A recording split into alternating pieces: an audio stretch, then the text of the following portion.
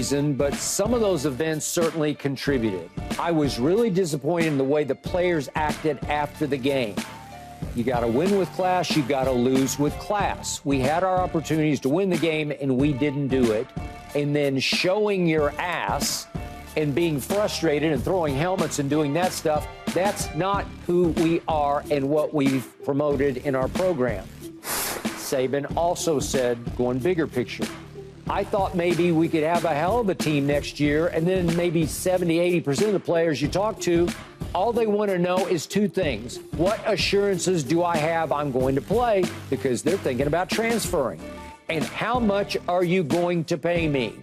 Our program here was always built on how much value can we create for your future and your personal development, academic success in graduating, and developing an NFL career on the field. So I'm saying to myself, maybe this doesn't work anymore, that the goals and aspirations are just different, and that it's all about how much money you can make as a college player. I'm not saying that's bad. I'm not saying that's wrong.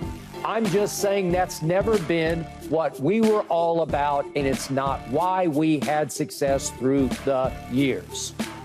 Wow. Keyshawn, your reaction to Saban's reasons for retiring? Well, I think it's all of that. Yeah. Times have changed. Yeah. And he tried to make some adjustments, but it just kept getting bigger and bigger and bigger and bigger.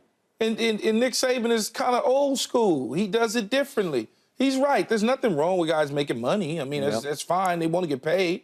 And guys want to know, are you going to allow me to be me, to get on the field? What assurances do I have? Because it's much easier now. When before the rules change, if you transferred, you had to sit out a year. Now you can just transfer. Which was a killer. It's just like, yeah, I know. So it was easier to hold somebody back and keep them and develop them. Nowadays, I'm trying to get to the NFL. I don't have time to mess around caring about a national championship. It's cool along the way. It's good along the way. But my goals when I enter the college is to get to the NFL. Let's not fool each other with the nonsense. No. My goals in college, again, is to get to the National Football League. But if I can get to the National Football League and play for a lesser team that may not go to a championship, and I'm going to still get my money, but I got a chance to display my talents and still develop, it's totally different. Kids don't necessarily need college coaches the way they did in the past to develop. And what I mean by that is, in the off season, there's coaches that will train you that know they stuff. Good point. Okay? Yep. That's why a lot of guys, when you see these quarterbacks, they got quarterback coaches that they go to prepare them to get ready for the National Football League. I don't care who you are, okay? That's just what happens. There's receivers that go to receiving coaches that played in the National Football League, coached in the National Football League, that they go to in the offseason. The coaches in college don't have control no more. Nick Saban, once upon a time, he had control over college football, right? Nobody said anything, but we all know how dirty the SEC was, okay? Nick doesn't want to admit it, but it was a dirty business. They was doing NIL before NIL was created. They were just doing it their own way. Sure. Now it's an even playing field across the board.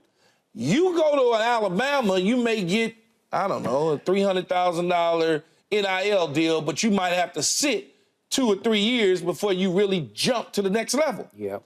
But I can go to Oregon State and pick up $150, but I'm gonna be on the field. So it's totally changed. He didn't want to deal with that. No. That's what he said. He didn't want to go in the locker room and talk to kids about coming back. It was easy to go in the locker room after a loss to Georgia several years ago and say, we're going to have a better team, and come back and the guys would all buy in.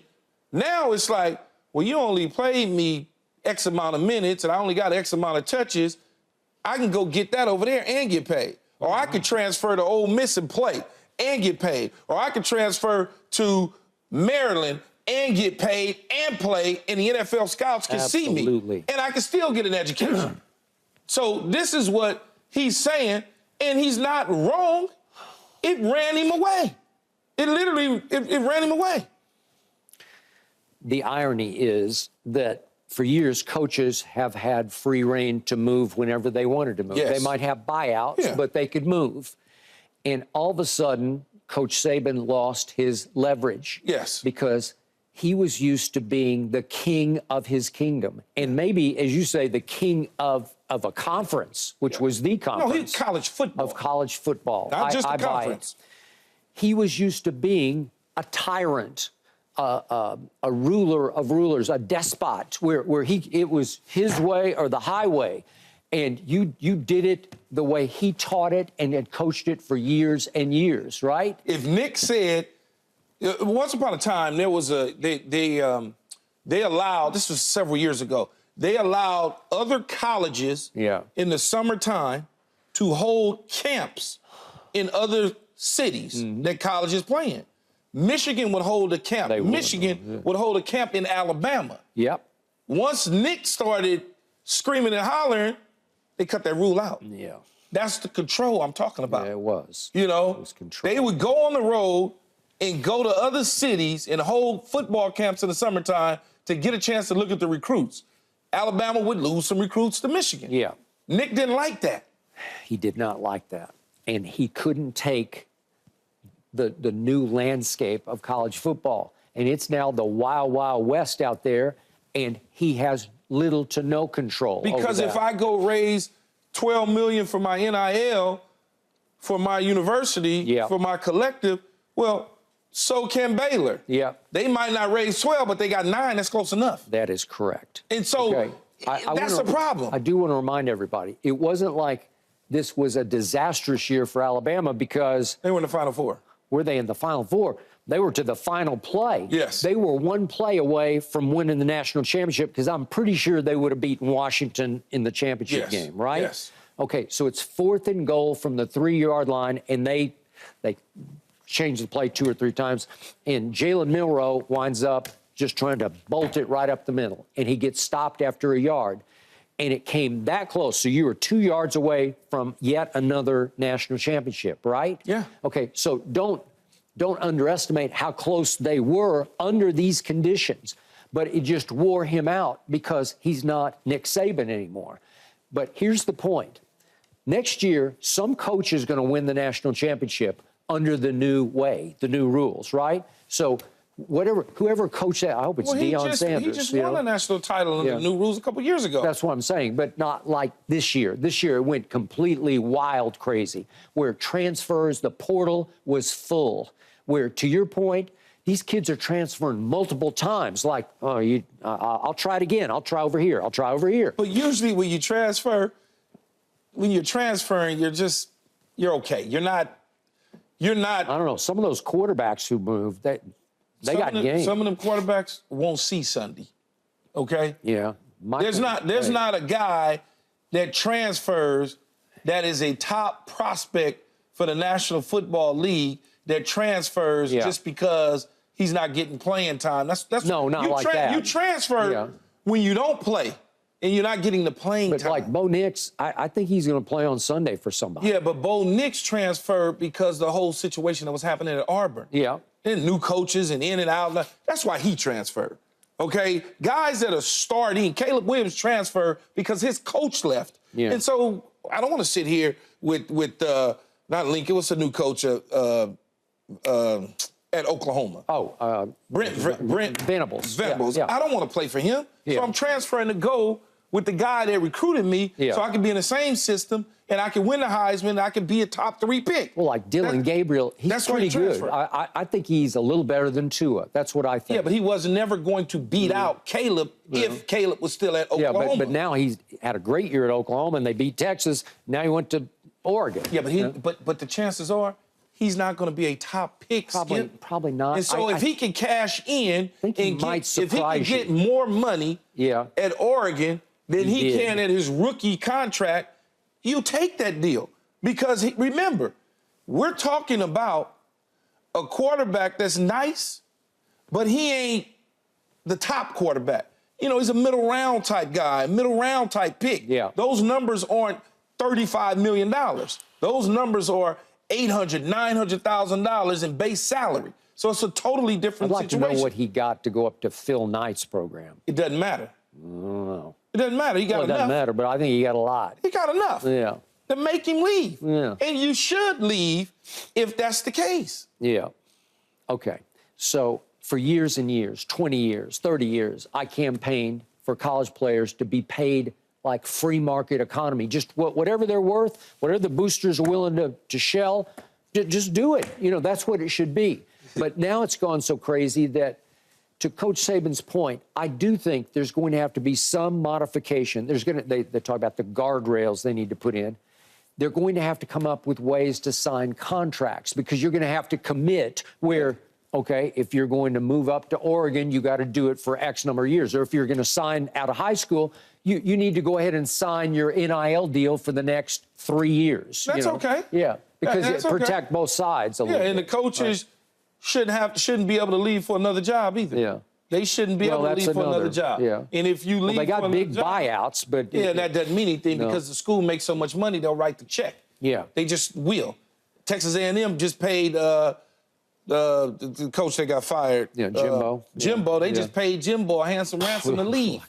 Because they could just write the check. They can go get the money from you, Skip, the oil guy. And he'll just say, okay, let me call my buddy Danny. Danny, do you want in on this? We want to get rid of Jimbo. How much you got in? I got 5. What do you got? Well, I'll put in 3. Let's call Karen. What does Karen have? Well, you know, her husband just passed away. I think she'll do something. Those are those conversations. Yeah. So it's got to be policed a certain way. But the kids and the student athletes at all sports, women's sports included, the sports that does not make money included, all of them should get benefit and make money. It shouldn't just be football and basketball. It should be baseball, it should be lacrosse, it should be soccer, it should be diving, swimming, fencing, whatever your sport is at that university.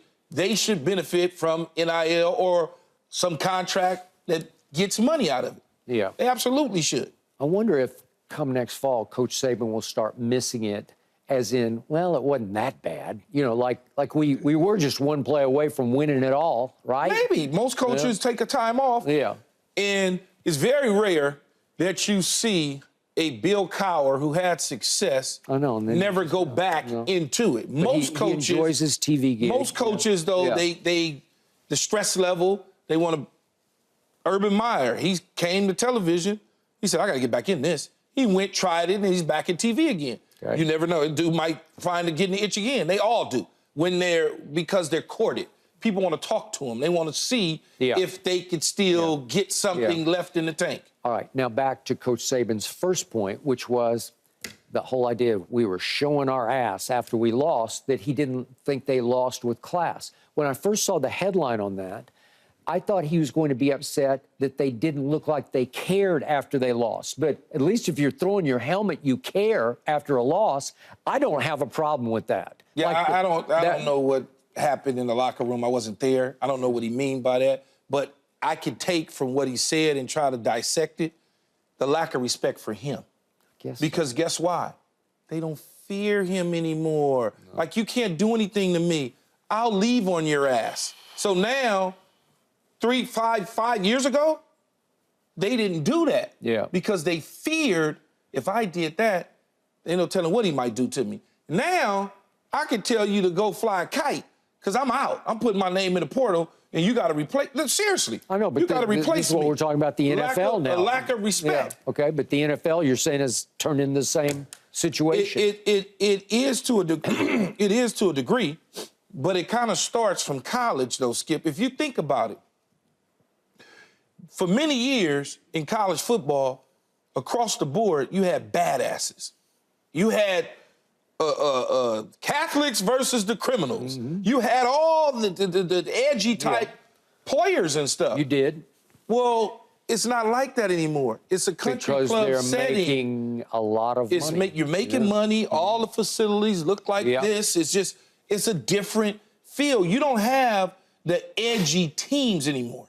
Think about it. All the teams used to be like all the good teams was edgy. They were. Now everything is nice. Yeah. It's just chill.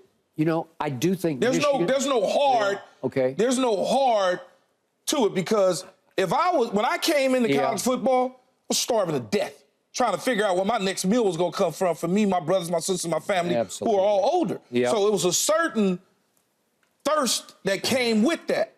Michael will tell you. It was a certain thirst that came with coming out of South Florida. Yep.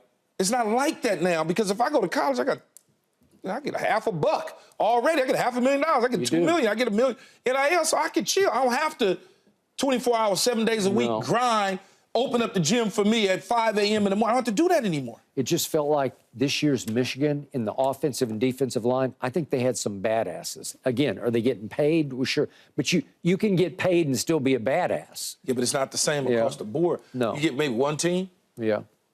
Maybe one, maybe two players here and there instead of a whole slew of guys that felt a certain way. You know, think about some of them SC teams that won national titles, whether it was under Pete, JR, or Rich McKay. Think about some of the Miami Hurricane teams that was winning national championships, getting off the buses in Army fatigues and stuff. Yeah. Their minds was different. Or if we can go back another generation, there were some Notre Dame teams that were. Yeah, Notre Dame teams. It was just a different situation. Yeah.